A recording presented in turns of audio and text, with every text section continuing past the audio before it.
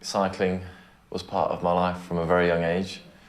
I think a large part of it is the exploration, freedom as a young kid that you get when you get a bike for the first time and you can actually go where you want without asking for a lift or that kind of thing. And I remember trying to ride to the nearest town, which was still 8 miles away from where I lived when I was a kid, and I was probably only 3. And I got stopped by a friend of my parents on the way who said I shouldn't be on the main road at 3 years old on my own. And that was kind of my first memory, really, and I've been told the story a few times as well. Both my parents were avid cyclists, both represented Great Britain at the World Championships, both national medalists. So from a very young age, I was always around bike riders, cycling, always going to bike races. Some of my earliest babysitters were cyclists. Barry Hoban's dad used to come over and look after me. When I was in college, I remember my brother bought a brand new bike and I thought, oh, that looks nice. So I pinched it without him knowing. And I accidentally fell off it on the way to college and I scratched the frame. So I had to dive into Halfords and try and find a spray paint that was similar to the colour of the bike. Then I rubbed it down carefully and sprayed it and did a really good job and he never knew. And I managed to put the bike back without him knowing that I'd actually stolen it. But I did actually enjoy it, apart from the fall-off bit. Well, the interest in cycling came from my dad, who was a bit of a cyclist in the 50s. So he had lots of... by the time I was sort of being brought up, his interest had not exactly diminished, but he wasn't really riding his bike very much. But he still had quite a few old cycling magazines from the 60s lying around, and looking back, those mags obviously meant quite a lot to him because they'd been through 2 or 3 house moves with us. And those mags lived in the outside toilet, which was a sort of small shack full of spiders, and I used to go out there and sit on the wooden seat and read those magazines till my bum went sore. Well, actually, when I was maybe this age here, I don't know, 7 or 8, I suppose, my mother bought a second-hand Gresham Flyer 3-wheeler bicycle. And my brother, who was 3 years older than me, always used to sit on the back, and we used to tear down the street. And I'd almost take it to bed with me, this bike. So I think that's exactly where it started. Well, I started cycling with the local club in my town, Carrick-on-Suir. And the reason I did start in the club, that there was always a club in Carrick-on-Suir before I got into bike racing for many years before. But within the club, they had a little bit of, or maybe a big bit of a break-up in the committee, and then some of the guys that left the club, they started a second club in the town. And I had a brother, Joseph, who was 2 years older. He was at secondary school in Carrick-on-Suir, and he started because the guys from the club were starting up, they went to the school. And he started probably, I think, about 2 months before. I didn't get into cycling really till I was sort of 14 or 15. I'd cycled, like every kid did, but then there was a Christmas bike show at Wells Town Hall, which was about 8 miles from where we lived, and a family friend offered to take me along there one evening to look at the bikes. And there was a little table there with Mendip Cycling Club sat there trying to recruit members, and I said, yeah, I'll give it a try. So I went out on Sunday runs with them. My dad used to put my bike in the back of the car, drive me to Wells, and I would stop round the corner from the cinema where they met so they didn't know that I'd driven over, and then go out for the ride and could barely keep up with all the old timers because they were all really fit. First I used to go fishing when I went cycling, and then I discovered cycle racing from watching a little bit of TV and seeing a couple of cycling magazines. And it kind of developed from there that I kind of, at first I went cycling kind of locally, and then I joined the first club, Glenmarnock Wheelers. And I did a couple of races as a junior, not many, I think I did 2 or 3 in the first year, and then in my second year I did about 10. And I gradually got better at it. I guess it was inevitable, really, because my grandparents were cyclists in North London back in the 30s, and my mum and dad both rode bikes and primarily cycle touring, but so, you know, cycling family through and through. So I guess it was inevitable it was going to happen. The day I was born, I was dragged off to races all around the country, and I enjoyed it as a kid, you know, and made friends of other cycling sons and whatever, and had a great time out of it, you know, travelling around the country watching bike races, and as I was growing up, you know, it was something that was in the back of my mind I'd like to have a go at. It was quite ironic because I was a runner to start with, and I seemed to be quite naturally good at running, but didn't really enjoy it. And then I thought I'd have a go, and my dad got me a bike to have a go on, and did my first race at a wet Castle Coombe where I didn't finish, but then fell in love with it, and that was it then, really. Living on the Ashdown Forest back in the day, in the mid-70s, you know, one of the modes of transport was a bicycle. You know, obviously it was a lot different back then. You know, I had a mate, my brother, a couple of mates down the road. We all had bikes, and in between that and playing football, we just used to ride around the forest the whole time and have kind of BMX races. There was not a BMX race, but there was a kind of path that had these ups and downs, and we used to regularly race around this. Maybe it took 1 minute circuit, and then we progressed onto longer rides to the extent of going down to the coast and back, you know, when in the mid-70s. When I was about 16, my brothers and friends were 13, 14, 12 even. I didn't learn to ride a bike till I was about 10 or 11, and then started to ride on my dad's sort of, I can't even remember what bike it was, but it had tiny wheels. Learnt to ride on that, and then got my own bike following that, and then kept going. But actually when I was 16, I then turned to motorised 2 wheels, and I was on a moped, and then I was on motorbikes. But I always had a bike of some description, always had a push bike of some description, but only really seriously got into it. You know, it's classic mammal, you know, probably 6 years ago, something like that. That's when I really started doing it much more seriously. I grew up in a small village, well, it was a small village, Stoke Gifford, which is a bigger village now. And when I was a kid, we would just play outside, and you go and see your mates, and you go on your bike. So we weren't taken in a car to go places, we just had to amuse ourselves. And so from an early age, I had a bike, and I would just ride around and play with my mates. And often we'd go for longer rides. We might go, you know, right up to Severn Bridge and back, which is quite an adventure for like a 10-year-old. Mm-hmm. And then, so that was just early days. And as I got older, I just continued to cycle everywhere. And I remember getting a job at the BRI when I was 18, and I got a moped to get to work on from Stoke Gifford to Bristol, which is about 10 miles. And I realised I really didn't like being on a moped going to work, and after about a few months I sold the moped. I thought, I'm just going to cycle. I just much prefer being on a bike. And from that kind of time, really, I've tried to cycle as much as I can and avoid going on a motorbike or a car. You know, I just prefer being on a bike. I do remember when bikes became a part of my life. I was maybe 5 or something, maybe 4. I can't remember exactly how old I was. And I, oddly enough, not really paid that much attention to my bike. I still had training wheels on it. My mum one day came home and said, you know, you need to stop riding with training wheels. So she bribed me with a Starsky and Hutch Matchbox car.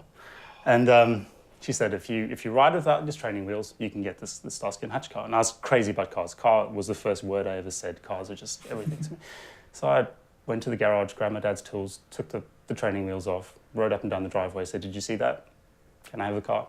And that was kind of how I started riding. And from then on, it just became this passport to freedom. I grew up in Africa, so that was Swaziland where that happened. And we had, the benefits of wild veldt and bush on our doorstep, literally. So it was my passport to just go on adventures and explore.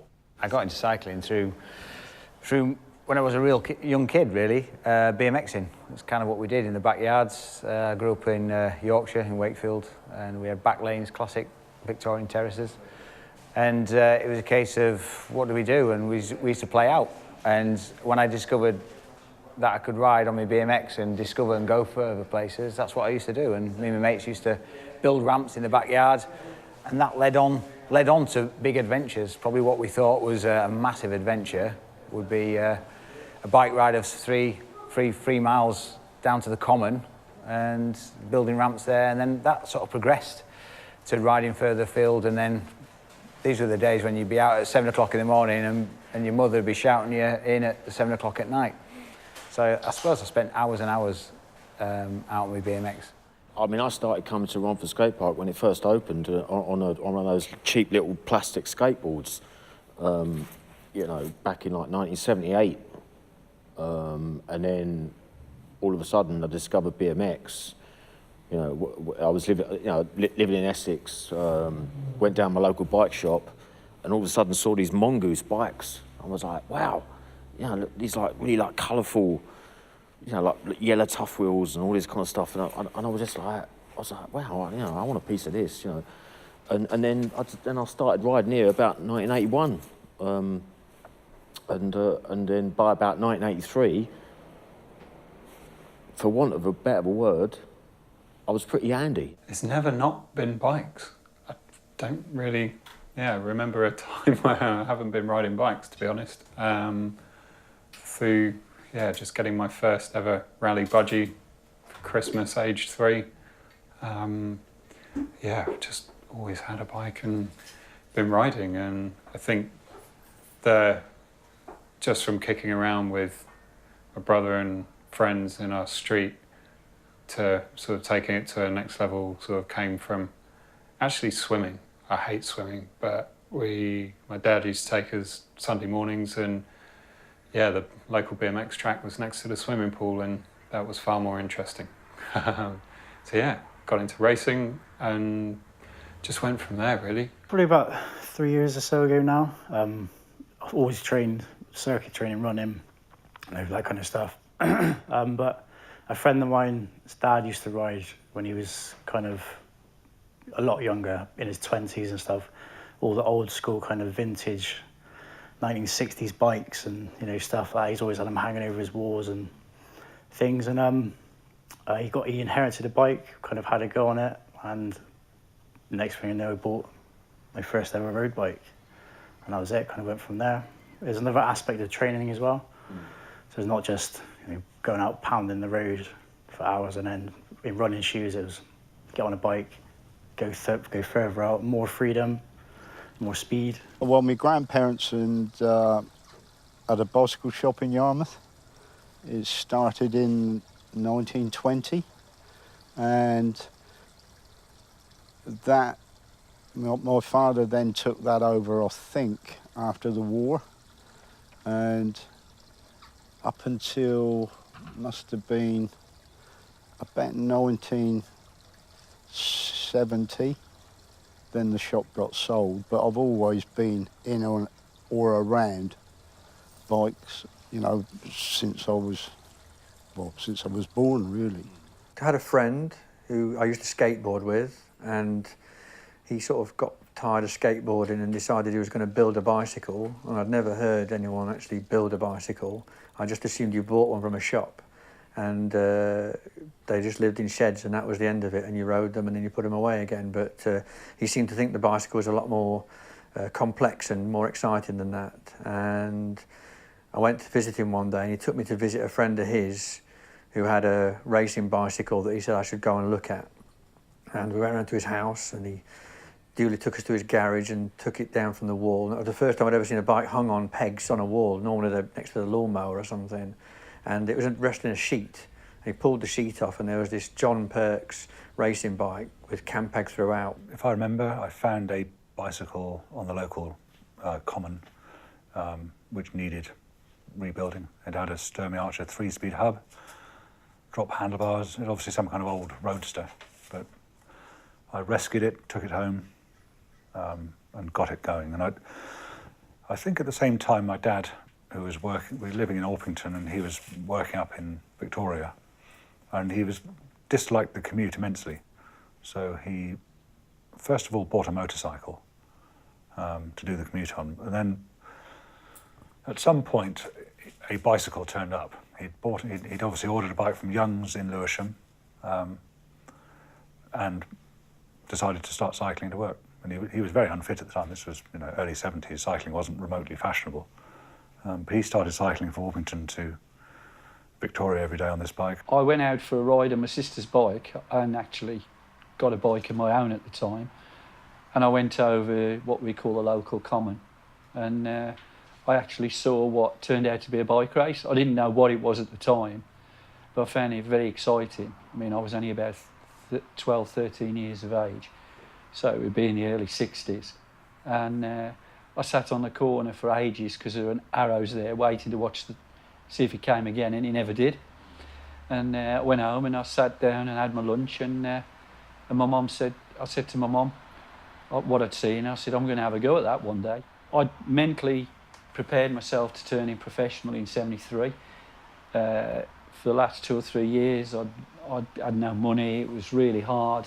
It was very difficult to carry on racing as an amateur, and I didn't really want to do that. So I had an offer off Rally.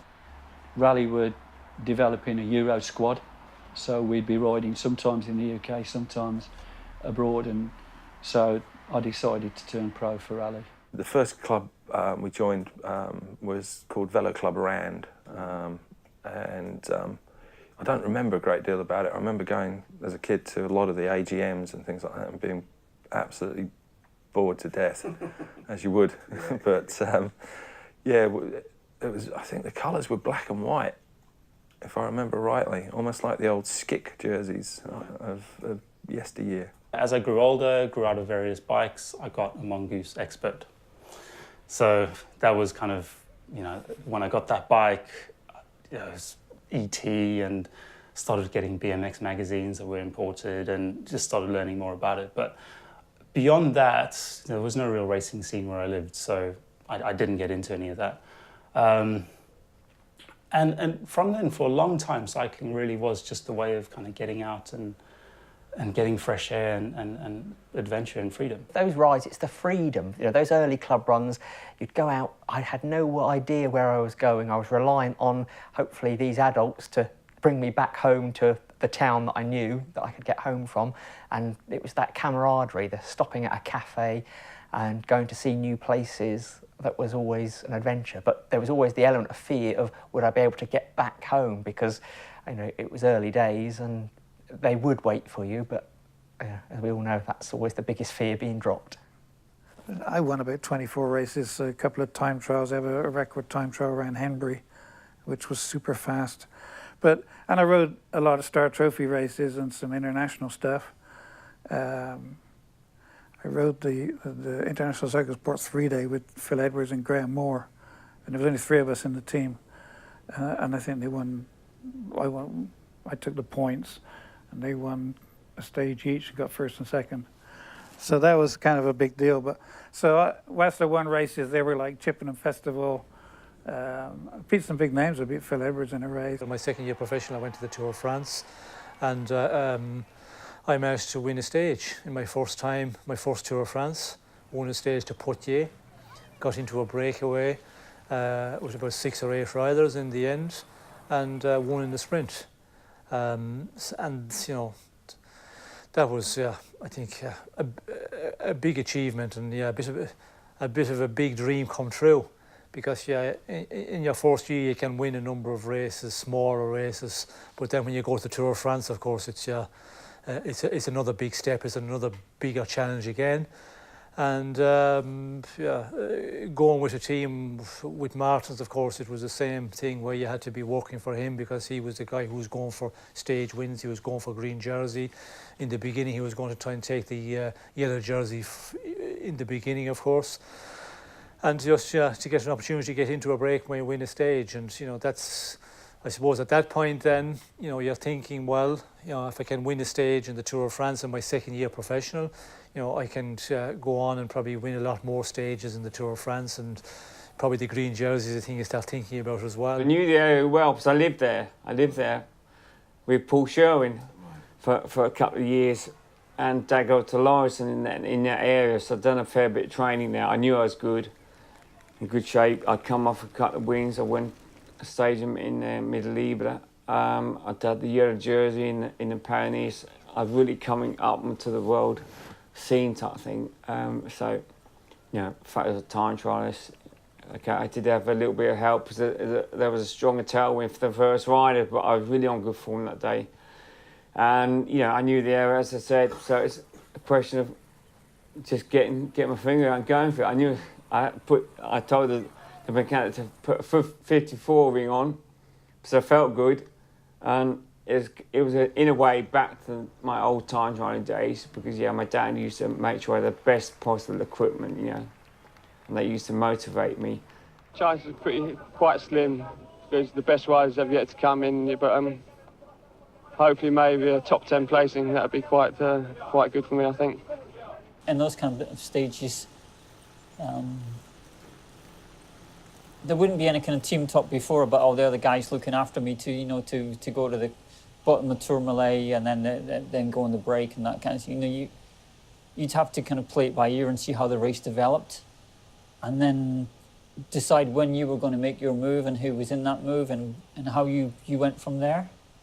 So, I think we came over called the beach before, and that was too early. That was too far from the finish. So, we were doing 4 mountains that day, and I decided that, it'd be better to go away on the Tourmalet, and then there's only the Col d'Aspin after that, and then there's only Super Bagnères, so that's quite doable. I say only, but so it's kind of relative. But when you're at the level of being a top climber, the Tourmalet's hard, but it's not scary. So I knew I could ride. I knew that side of the Tourmalet was some big long straights, and there wouldn't be many candidates for an attack at the bottom, because you can see the top coming and it's miles away, it's 40 minutes away. There's not many people going to come with you. And then it's just about a matter of pacing yourself and hoping you don't fall apart. So you ride the next couple of mountains at a good tempo to establish a gap, because that on the last mountain there's going to be a big acceleration for the GC behind, and you're going to lose a couple of minutes. So you need 2-3 minutes at the bottom to survive if you're in good shape, which is what happened.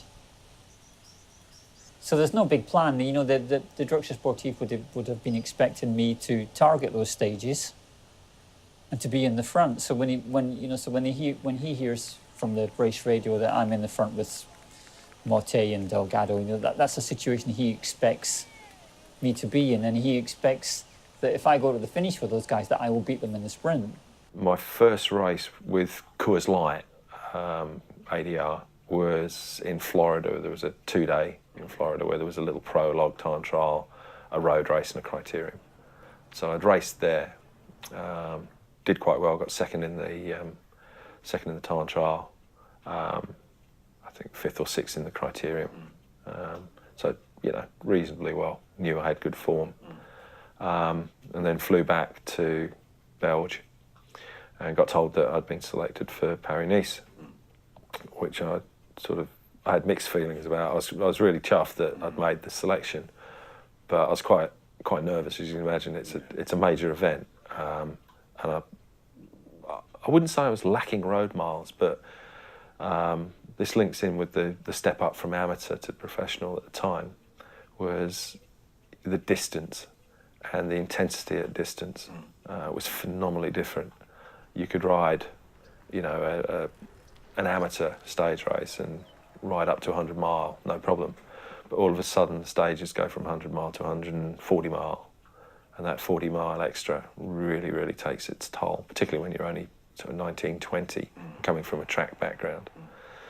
So I rode, got to Paris, rode like an absolute loon in the prologue.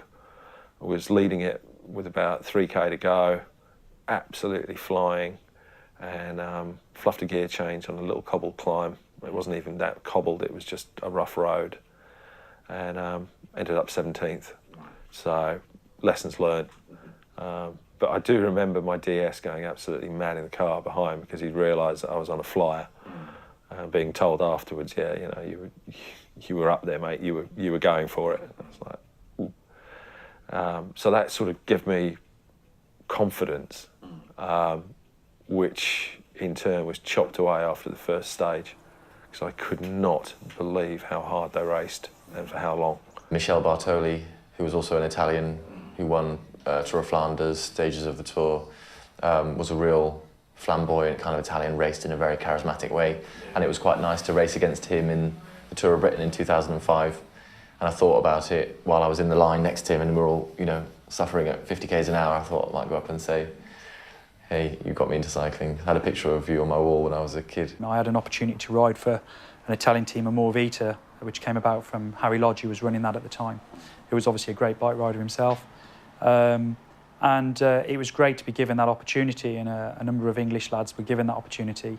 And we were racing all over Europe, and we were riding with, again, superstars, you know, and for me, just to rub shoulders with them was a great experience, you know. And there was a few times when I thought, crikey, I had an opportunity of doing well here in Tour of Poland. I could have maybe got on the podium one of the stages and just missed out and stuff like that. And it was, but just to ride a race like that was fantastic. You know, going to Poland in itself was amazing, and we were doing big comesses in Belgium and France and yeah, I mean, I was signing on next to riders who had finished on the podium in the Tour de France, and you know, it was like, oh my God, this is amazing. So, you know, the competitiveness against them was, you're always up against it, but just to give that opportunity was fantastic, and I was always be grateful for that opportunity. Well, I was riding the National 100-mile Time Trial Championship, and I think I was 8th or 9th or somewhere. Jackie was riding as well, and she was 7th, I think, in the ladies' competition. But we both rode, and because of that, Jackie normally supported me. But that day, my mum and dad came out to help out, and that was very rare. They didn't often come out and help out at events.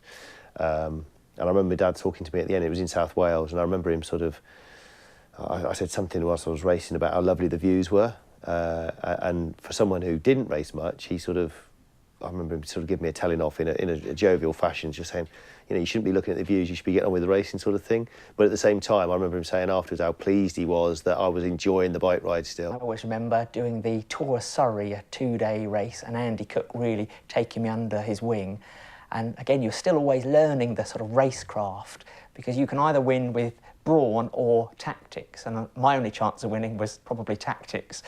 And I remember Andy, there was a break had gone away, and Andy said to me, when this break comes back, go with whatever else goes, you know, make sure you go with the next group.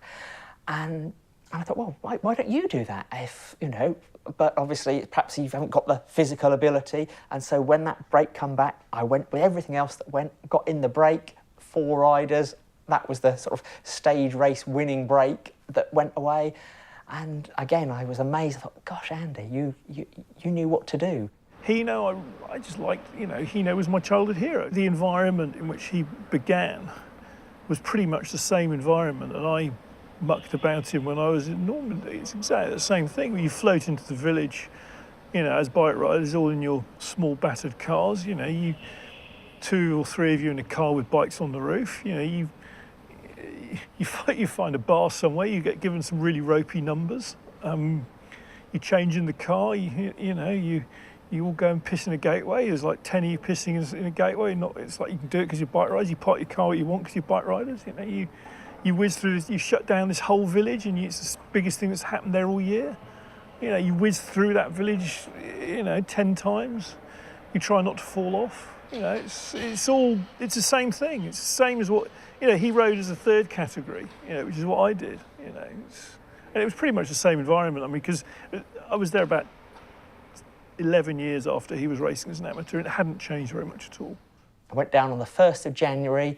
Again, it's, you know, throughout cycling, I've only ever raced amateur, but the amount of people that look after you at different stages is, you know, is the thing that I now look back on. There was a chap there, Peter Anderson, who was an engineer for big Lafarge cement works down in the south of France. He was from Leeds. He was the sort of contact that had got in touch with Doug Daly. The team there, called Martigues Sport Cyclisme, that was run by an ex-Peugeot professional who'd raced in the same era as Tommy Simpson, with Tommy Simpson on the team. And we used to go to, he ran a bike shop, as most ex-pros tended to then. They retire, open up a bike shop. And I always remember going from training rides, stopping off at the bike shop to find out about where we were going that weekend for the racing, or, you know, some mechanical query.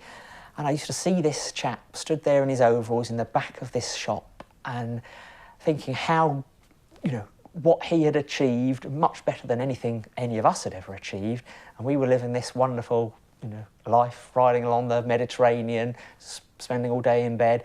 And this chap was stood there mending punctures on kiddies' bikes. And I'm sure he remembered his time and looked back fondly, but again, that's one of those poignant moments for me. And I made a decision, and then I thought, gosh, I didn't want to end up doing that. I stumbled across Everesting on a website and thought, oh, that sounds like a challenge. And I thought that we should do Cheddar Gorge. That, you know, Cheddar Gorge always felt like our hill, even though it's a few miles south of Bristol. It feels like the BRC hill.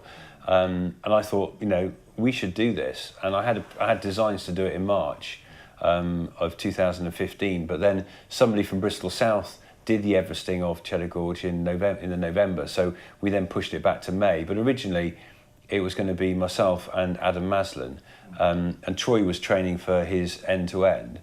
Lanzo and John O'Groats.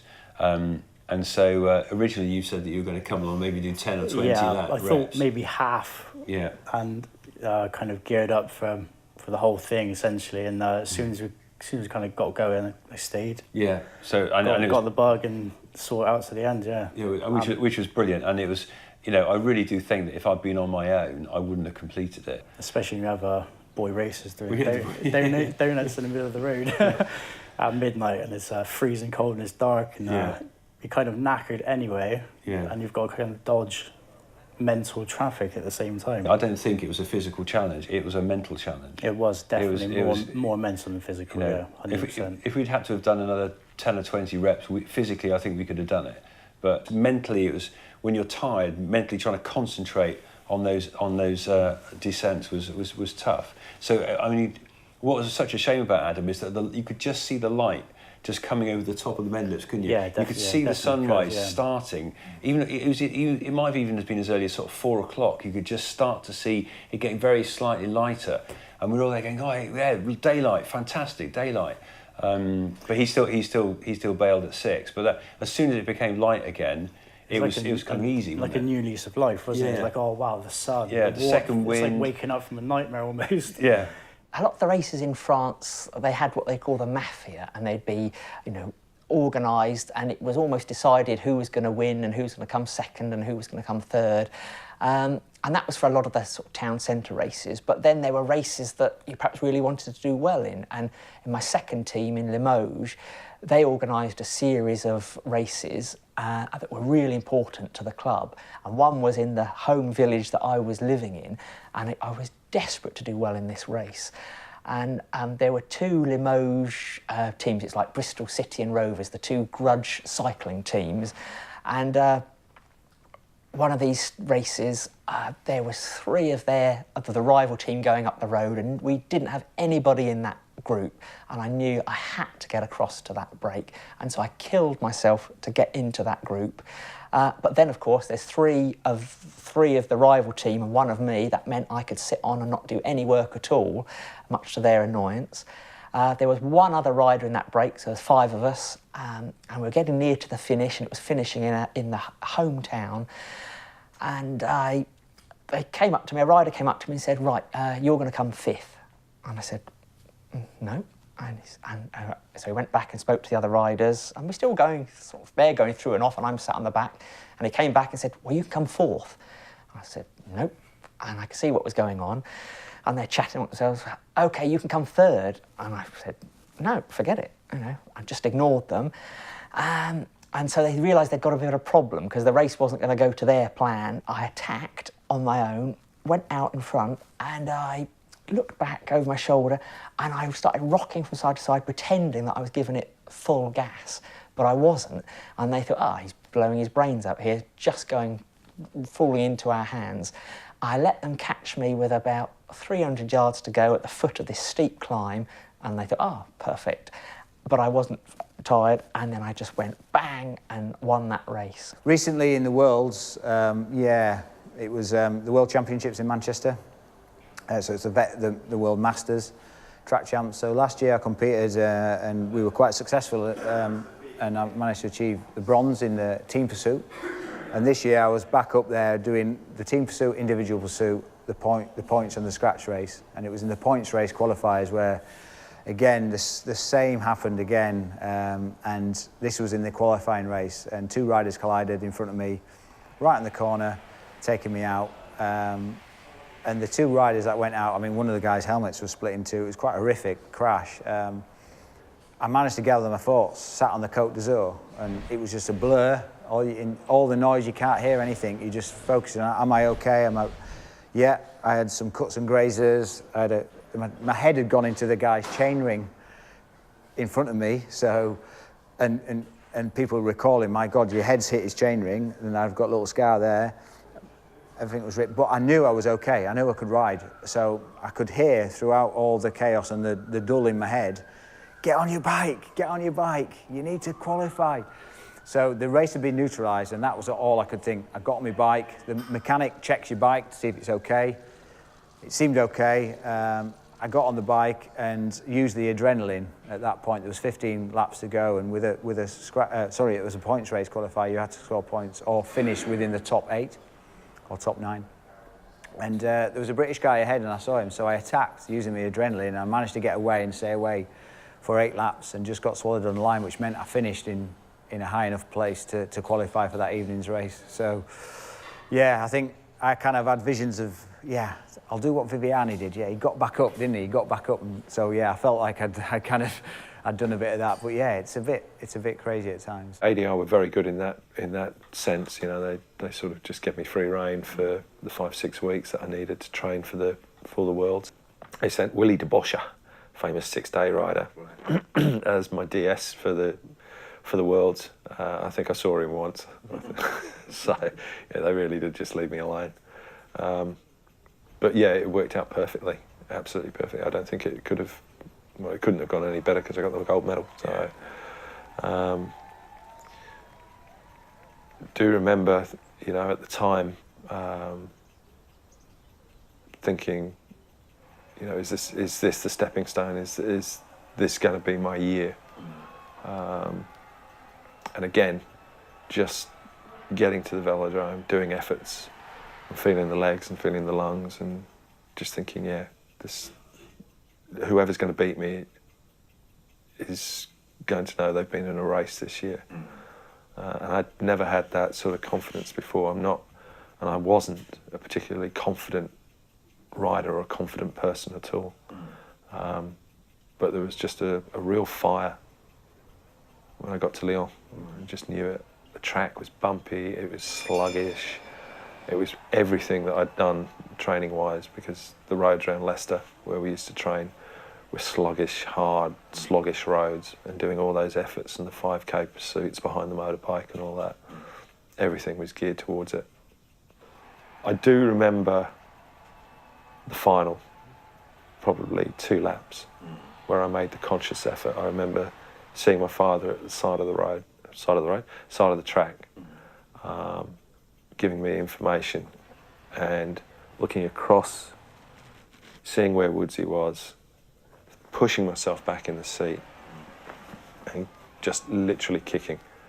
I don't remember probably the previous 9 laps, but I do remember the last 3. When we went up to Manchester, I was on the starting gate and I just thought, I've got to do this. He told me I couldn't do it because I was up against world-class people that have been doing it for years, and I'd only started in the sort of March. And that made me angry, which is a good thing, because when I'm angry, I just get it all out on the track. The second race was at 9 o'clock at night, and just before I went on, he says, you do realise that you were actually in first place? I went, no, you told me I was in second.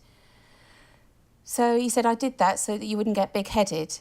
So he said, now go and do the ride of your life. So that made me really happy, but it also made me angry that he hadn't told me and he actually left the information to the very last minute. And he knew what he was doing. He was doing it so it would fire me back up again, and I'd be angry every time I went past him and he was shouting my lap times. And 4 laps in, and the Australian girl was trying to sort of be neck and neck with me, and he started screaming so loud I just wanted to punch him every time I went past him because it just hurt my ears. And I was trying to concentrate on breathing and riding hard, and I could hear Martin Bush from Bush Healthcare, because that's who I was riding for at that particular time, screaming at the other side of the track saying, come on, you've got her. And I was thinking, oh no. And as I went past Chris on the last lap, he says, don't look at her, don't look at her. And I went across the line and all I could hear was the gun. But I didn't know whether it was me or her that had actually got the gun, because I didn't even know which line I was aiming for. Whether it was the one with the white down or whether it was the sort of pursuit start line. And as I got off the track, I literally just fell off the bike and I was in absolute agony. It was like somebody was ripping the sinews from my feet right the way out of my head. And he said, just smile for the camera, just smile for the camera. I said, I can't breathe. So he's picking up the bike. I had Martin come rushing over. He was holding the bike and he had to get me off. He said, just smile for the camera. You'll be all right, come and sit down. But that was my first Manchester gold. I remember getting to the end of 1982, and the last time trial I think I rode was a 25 on the Portsmouth Road. And I was absolutely desperate to beat the hour, 25 miles. And I think I did about 1 hour and 10 seconds. Cursing as you would, you know. The first time trial I did in 1983 was the Croydon District Hard Riders. It was a 26-mile hilly, and I won it, to my astonishment. It was a fairly good field. And I had a really good year that year. I think I won a dozen time trials. I wasn't riding a bike, it was actually the mechanics of the bicycle that were what fascinated me and the beauty of the machinery. And it was only like maybe 6 months later when I sort of decided I'd get my own bike that we started actually riding them. So I came into cycling actually through the mechanical interest and the equipment rather than actually participating, but that all changed quite quickly once I started. My first proper racing bike was a Carlton Criterium. I think probably because we lived in Rotherham at the time and we knew Carlton as the local brand from Worksop, it had that kind of connotation to it. And when we asked Keith, who was my cycling mentor, the guy with the John Perks, we always used to ask him every question about anything, and he would just tell us whether we wanted to buy a Carlton or we needed to buy a bike with 531 tubing or it needed to have Campagnolo on it or whatever. He would always have an opinion and give us some guidance. So I didn't have a lot of money, and the Carlton Criterium was the first proper bike I could afford to buy. It's probably the most difficult one to get hold of in that colour scheme. As I said to you earlier, I've only ever seen 2 in 28 years. That one came up on eBay in Switzerland. The bloke had it as a complete bike, and I messaged him and said, would you sell the frame? He went, yeah. So I bought the frame, and I think I paid $850, $900 for the frame and forks. But I've been trying for donkey's years to get one. And then about a month later, 6 weeks later, another one came up, but it didn't have the this was painted, all this bit, rather than the whole triangle chromed, and that was the only difference between them, and that one was up at 17 or 1800. That one went for. Frame only, yeah. With forks? Yeah, with forks, yeah. Green's probably my favourite colour, green or black, and I just think it looks so pretty. It's just, you know, if a push bike can look pretty. My first ever Italian bike was a Colnago, and I became obsessed with Giuseppe Cerrone after the Goodwood Worlds. I mean, in '83 when he won the Giro and the Milan San Remo and then the Tour of Lombardy, I was in heaven really, because it was like, I'd never supported a football team. I think that was another thing. I never was into football, so you were an odd kid at school because you didn't have what's your favourite team? And I go, I don't know what you're talking about. I couldn't even say, and I had no interest in it. But then when I got into cycling, and I could have a favourite team, and I could have a favourite rider, I suddenly understood to some degree what these people had been enjoying with football for all these years. It's just that I wasn't interested in football. So for me to then get race results and go, oh, 3 Del Tongo riders in the top 10, brilliant, all on Colnagos, or I'd see a picture on the front of Cycling Weekly, something like the hands in the air, and I'd be, oh, he's on Campag, brilliant. So my love of Colnago and Campagnolo have kind of been, they've run parallel to my whole working life, I suppose. I think in hindsight, my role in Engineered Now is very much sort of influenced by what drew me to bikes as an object. Sort of when I first sort of engaged with them, it was very much from a visual aspect. I'm a terrible mechanic. I kind of do basic things. I'm rarely even allowed near my own bike. It's like, which will say, don't even touch that. Bring it round here, I will fix it. Yeah, I just wanted to adjust my front derailleur the other day, and you were like, no. So yeah, the spannering side of it, I don't mind doing a bit, and I do quite enjoy sort of setting up a bike, and yeah, mainly a BMX.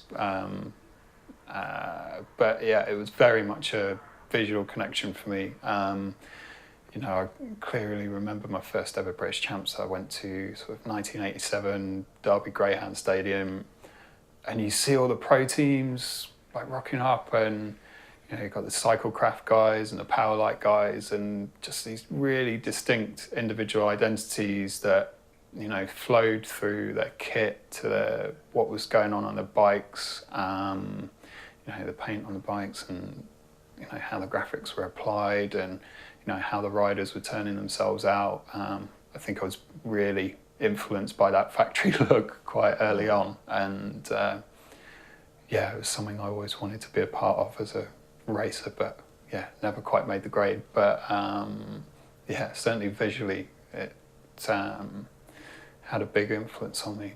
I suppose over the years of being a journalist, I'd kind of asked quite a few frame builders to build frames for me with fairly sort of specific requirements, and you kind of get to the point where, can I ask so-and-so to build me another frame to try this out? No, you can't really. So I thought perhaps I ought to try, build a couple myself to try out these ideas on geometry. So that really is what got me to ask Cliff Shrub, who I'd known for a long time, if he would actually, do a proper job of teaching me to build frames. I mean, I knew how they were built, but it's one thing knowing what the process is, and it's quite another thing to build one yourself under the instruction of someone who really knows what they're doing. The materials definitely affect, how a bike is going to ride. There's, yes, you design a bike to meet certain requirements, and if you design a bike right with any material, it should be able to do what it's going to do.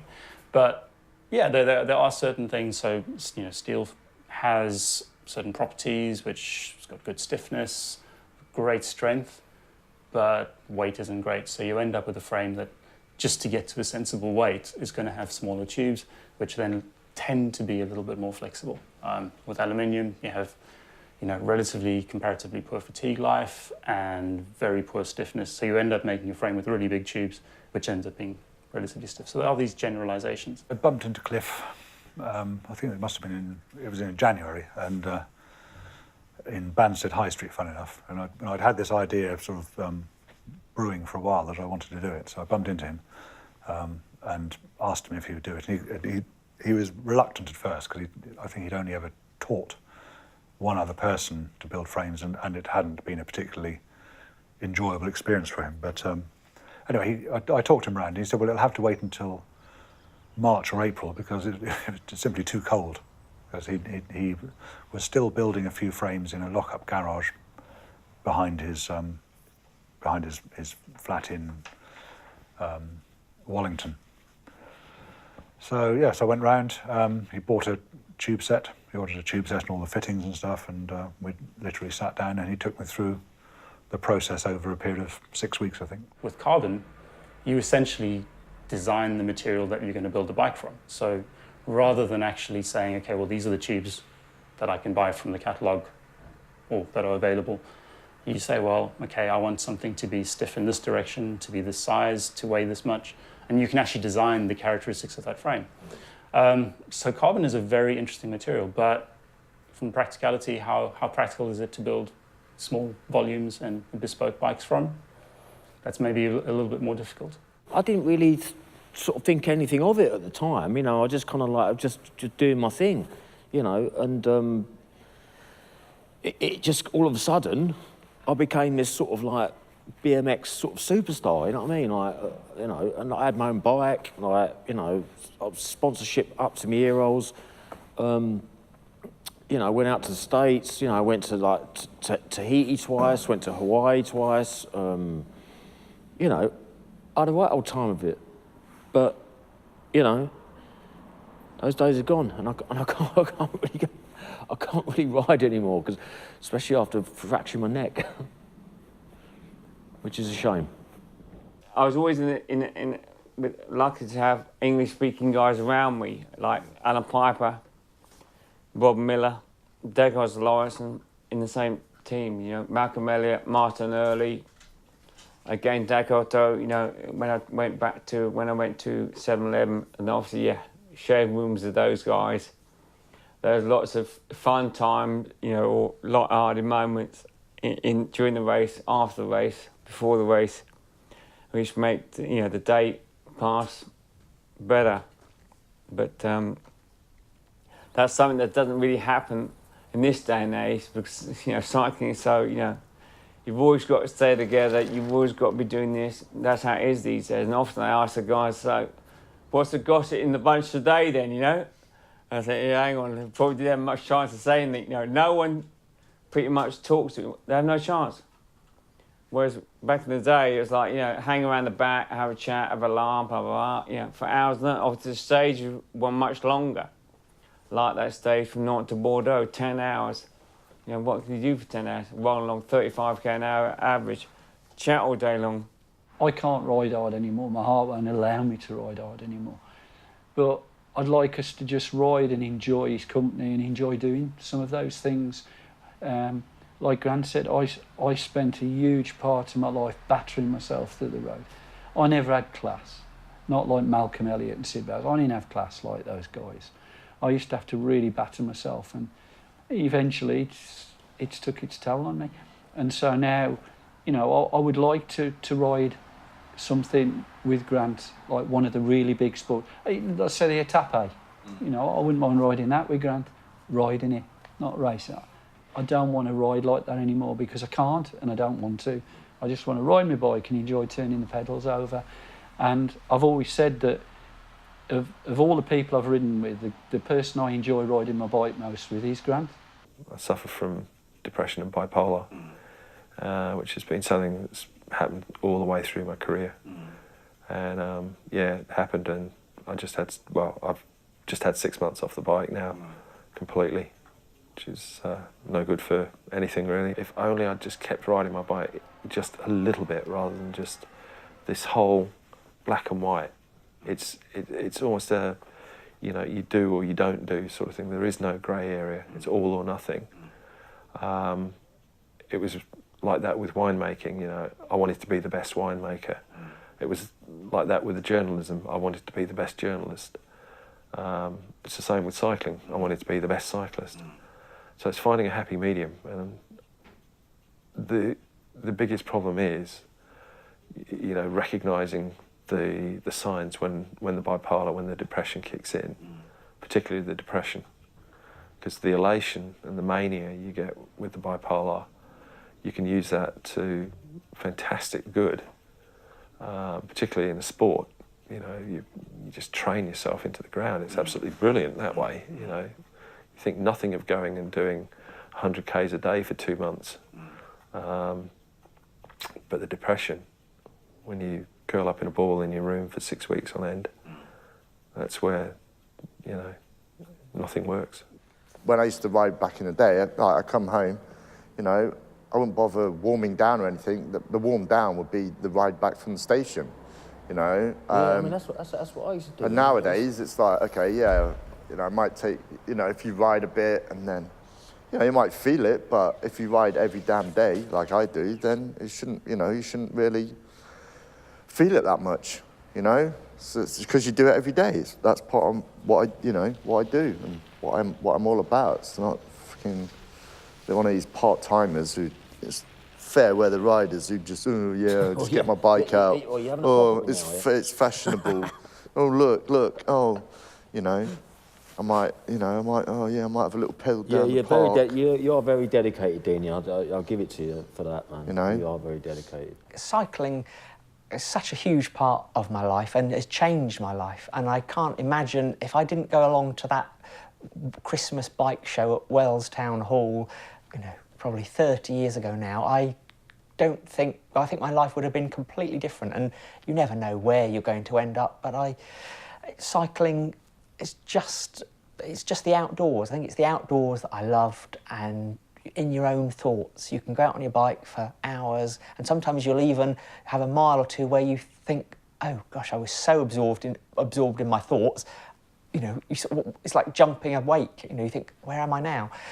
So cycling just gives you that freedom, and you can just turn left, right, and you're never lost on your bike. You might not know where you are, but you're just always out in the country. The altruism that is just, you know, what we stand for and what motivates me.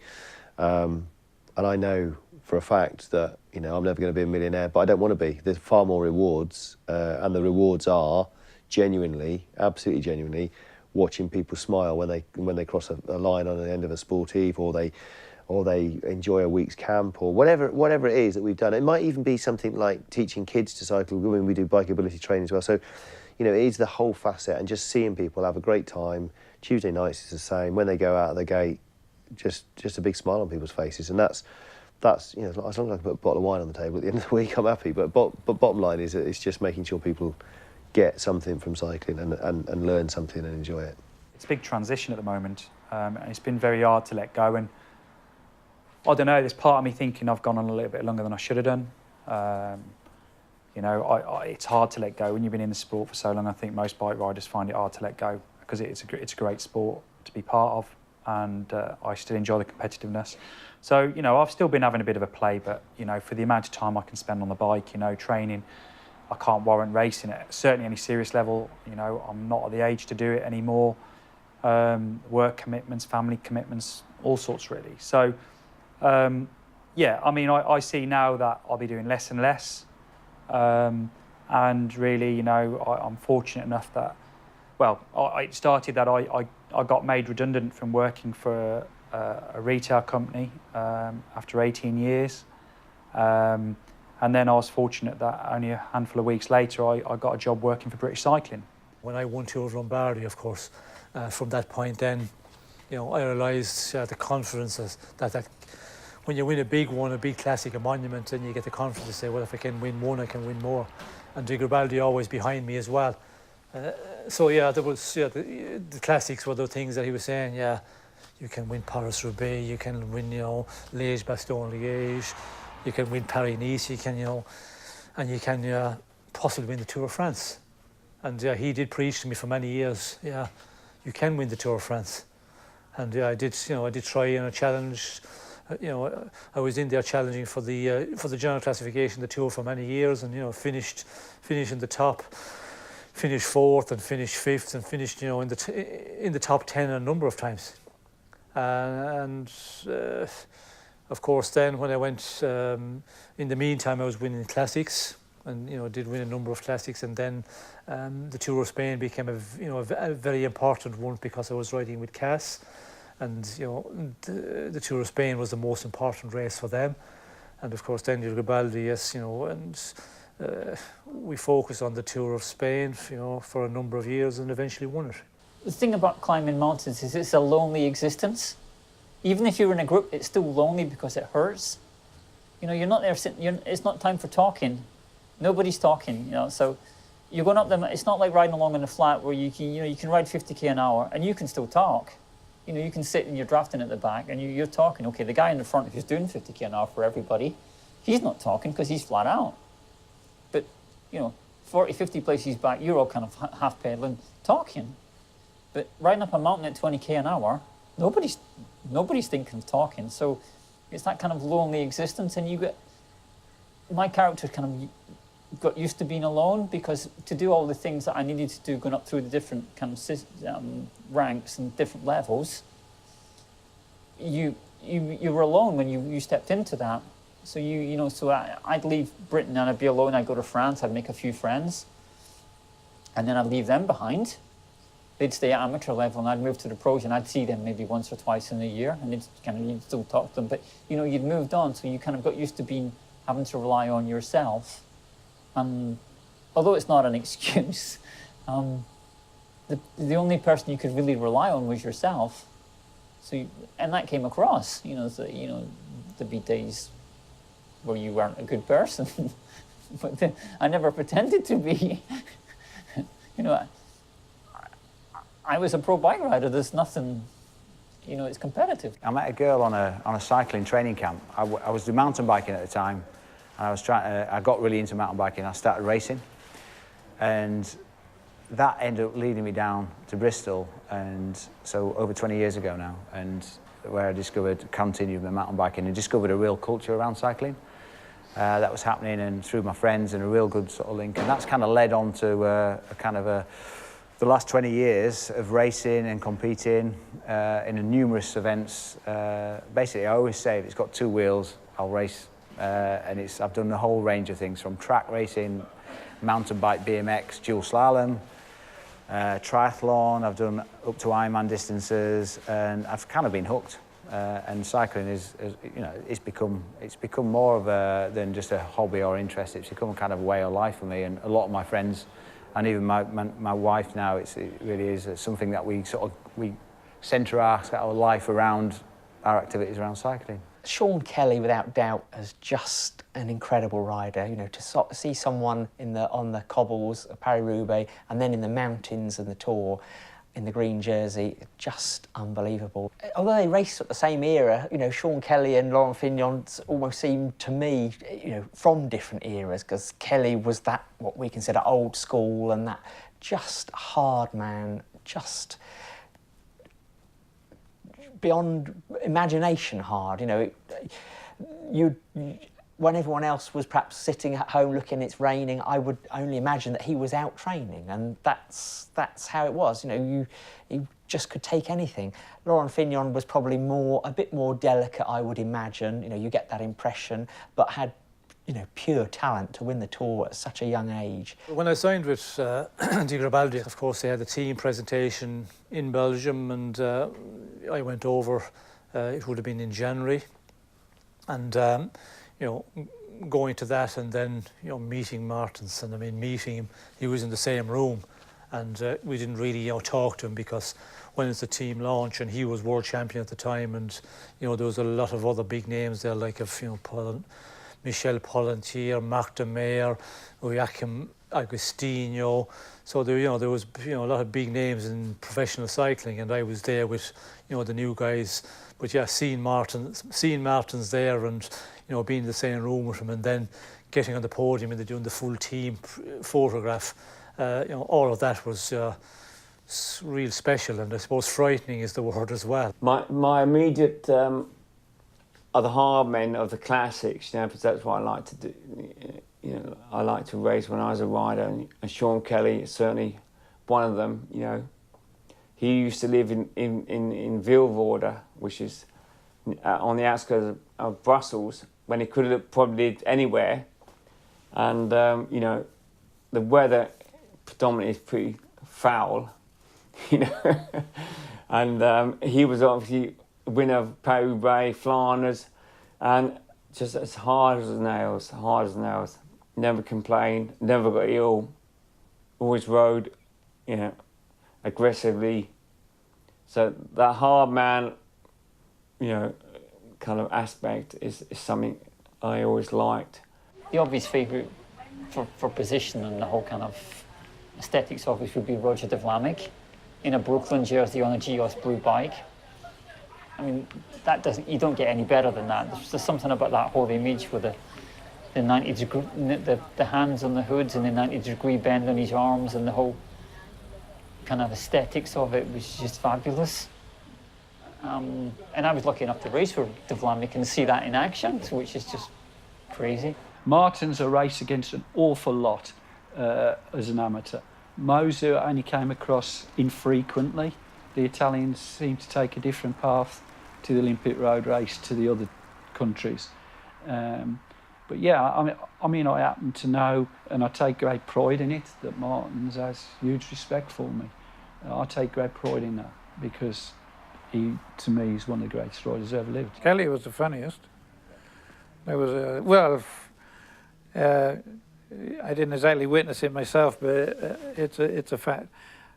Because he grew up on a farm, you know, and we left school when he was about 9, so he could help his dad on the farm. I remember the Slurry's brother. It was during the Tour of France when we had that strike with Eno. We had a double stage, and in the afternoon stage, they decided to have a strike, and they stopped a number of kilometres from the finish. And yeah, there was a discussion, and Eno was in discussion with Félix Le Viton, and we were stopped, and I think it was the riders made a stop, or there was a strike with some factory workers. I can't remember, as there's so many Tour de France's and there's so many strikes with people, you know, factories and closing down. But yeah, we were in this queue of cars and vans and tractors, and the riders were with this tractor, and there was this machine which is called the slurry spreader, and he was carrying water, of course, and you can see because there's a glass on the rear and on the front of the machine, because I knew from working with my brother and back in the farm, and I could see it was water, so you could open this. So I just kind of opened the door a bit, and of course it started, you know, to start spraying out behind, and there was riders, you know, close by, so there was, you know, a big panic to get away. So that's the story of the slurry spread. Some of the stories I've heard from Kelly is, I think the farmers blocked the road one time, so it wasn't a rider's strike, it was a farmer's strike or trying to get publicity. And they had like a silo thing, muck spreader.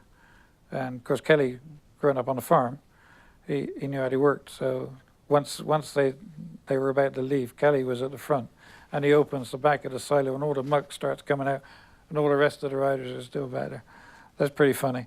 I remember Paul Showen was close to me, and he see it, and I think he tells a story that yeah, it was muck that was in the slurry spreader, but it wasn't, it was water.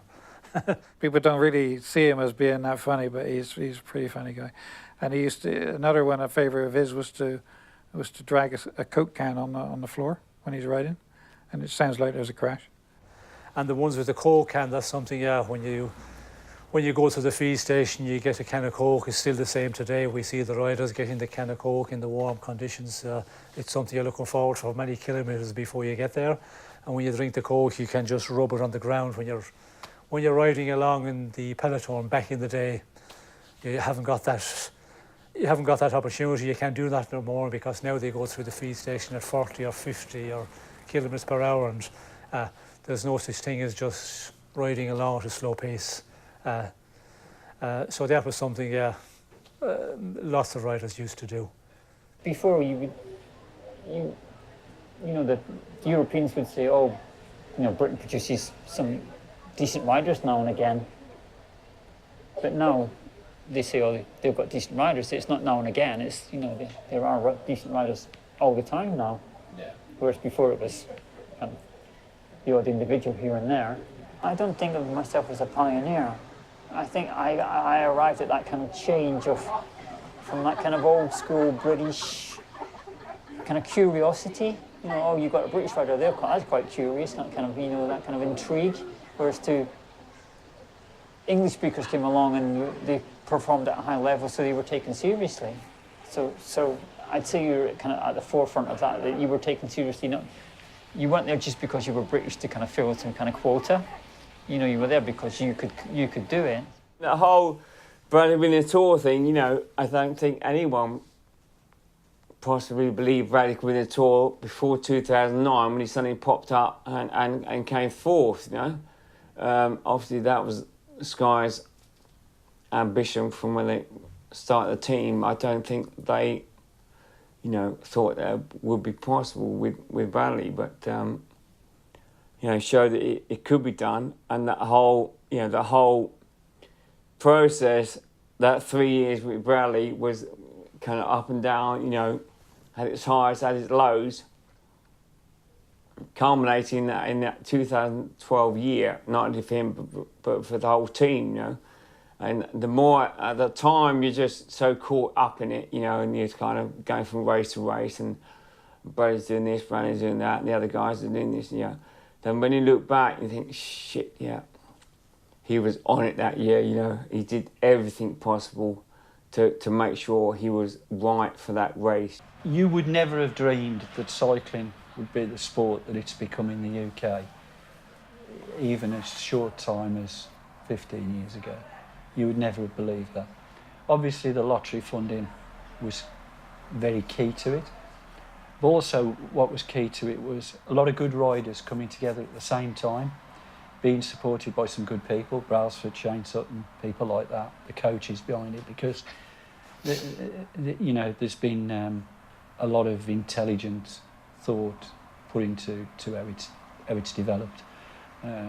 Bradley Wiggins it's just incredible what the guy's done for the sport.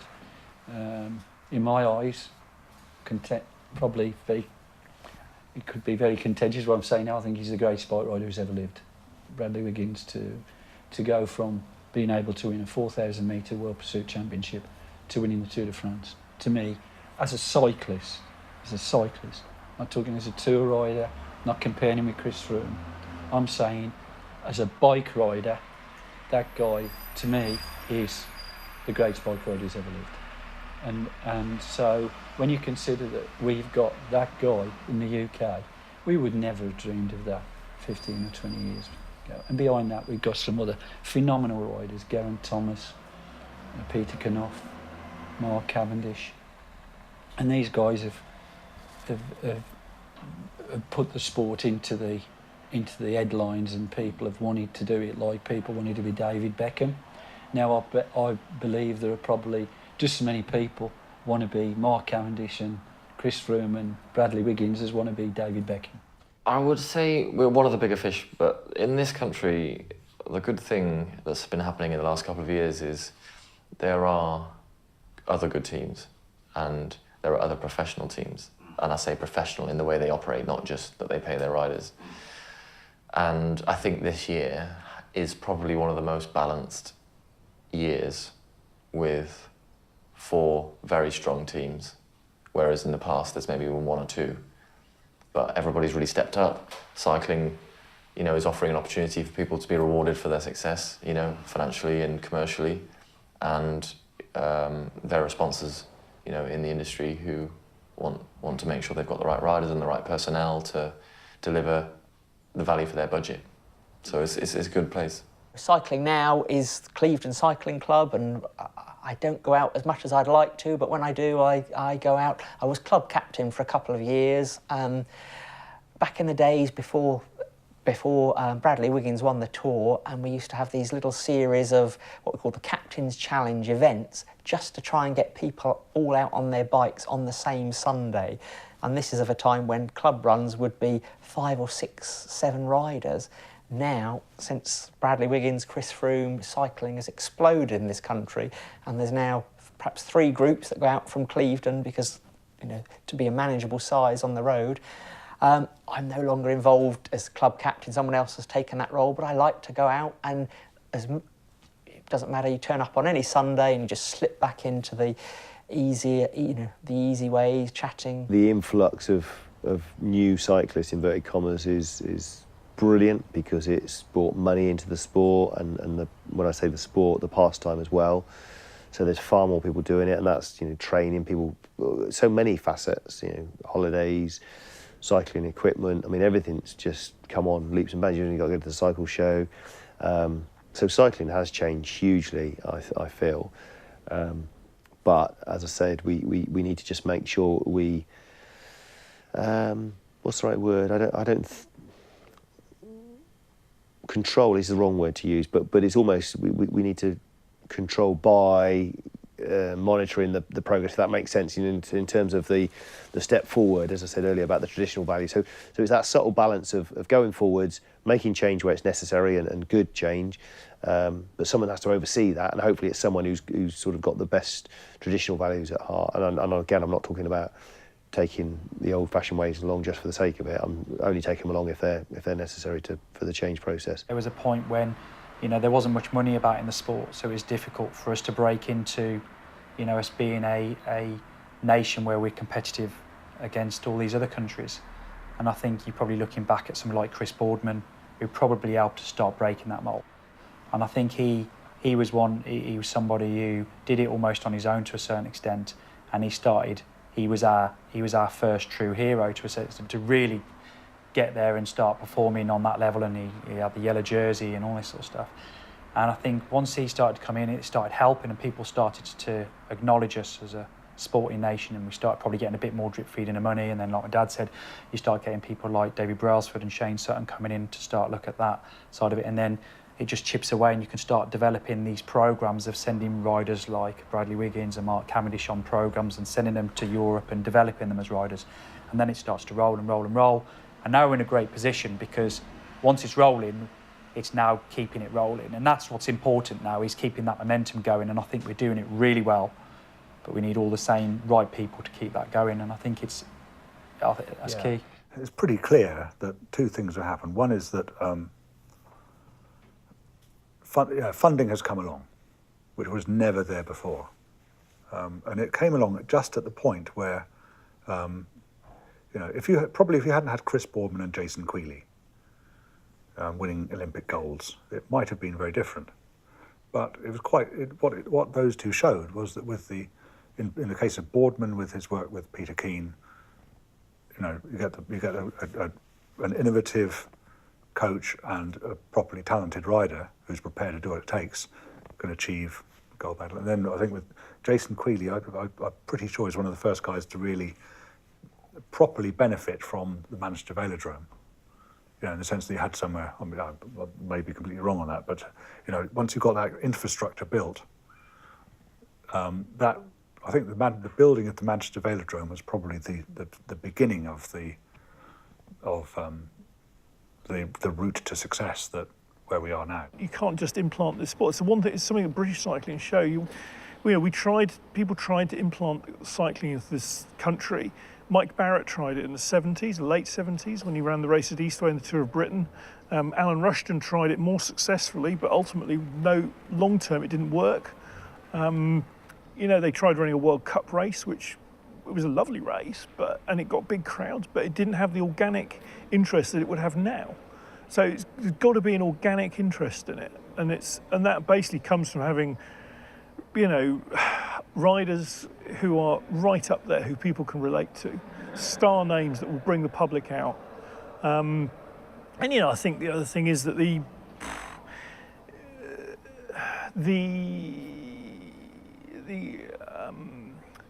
ground has to be fertile. You know, so Australia, it obviously works because they were successful. They had home stars who could bring the public to the race. They acquired a team, and you know, Orica, other teams like Drapac, And that's really got this great organic growth. The success of Boardman showed that, you know, there's no reason why British cyclists couldn't be, you know, with respect to Sean Yates and David Miller and all those guys racing earlier, you know, it was, they were almost like sort of mavericks in the sense that they were going off and doing something that you wouldn't be expected to do. Whereas Chris Boardman, you know, he kind of felt that he said, right, can we do this? You know, what can we do with this approach? We can win the Olympic pursuit title, you know, and there's a much more structured approach to it. The same thing in Britain now, in the way that it wasn't in the 80s and 90s. You know, when people would turn out to watch a bike race because, you know, you run a Kellogg's race in Bristol and there would be plenty of people go to watch it, but it didn't lead to anything long term. And that was because the circumstances just weren't right for the sport to develop organically in the way that it did after Athens when the Tour of Britain was refounded. Everyone says, oh, you know, it all started after Beijing. Actually, it's not the case. It started after Athens. Because in Athens, they were massively successful. They had 4 years of success to build off, and they ran a Tour of Britain in 2004, and people were coming out in droves to watch Bradley Wiggins. You know, even though all he'd done was win a couple of gold medals, he'd done nothing on the road particularly that anyone knew about. I think in the case of Yates and Robert Miller, it is, they were just so, their talent was such that they were way beyond anything that was happening in the UK, weren't they? Yeah. That's the key point. I mean, Robert Miller was way better than, you know, anybody else in his, way out of the league of anyone else he was racing against, really. Yeah. You know, and Yates, and same as Sean Yates. Yates he went to ACBB, which is a classic, you know. And Graham Jones and John Herity, all those guys, you know, they were. But I think the same was true of Boardman in terms of his innate talent, but he had just approached it rather different ways, very sort of measured, step by step. I like Chris Froome, nice guy. I don't know where his fantastic ability comes from in climbing, and I mean to drop Quintana on Mont Ventoux is that was a stage to end all stages. It was Mont Ventoux. It was where Simpson died, where I started. And there's a guy from, not really from Britain, but a British guy in a British team in the yellow jersey, and he's winning the stage. You wouldn't put it in a movie, would you? And he dropped Quintana to do it. I mean, you can't. And then the other time,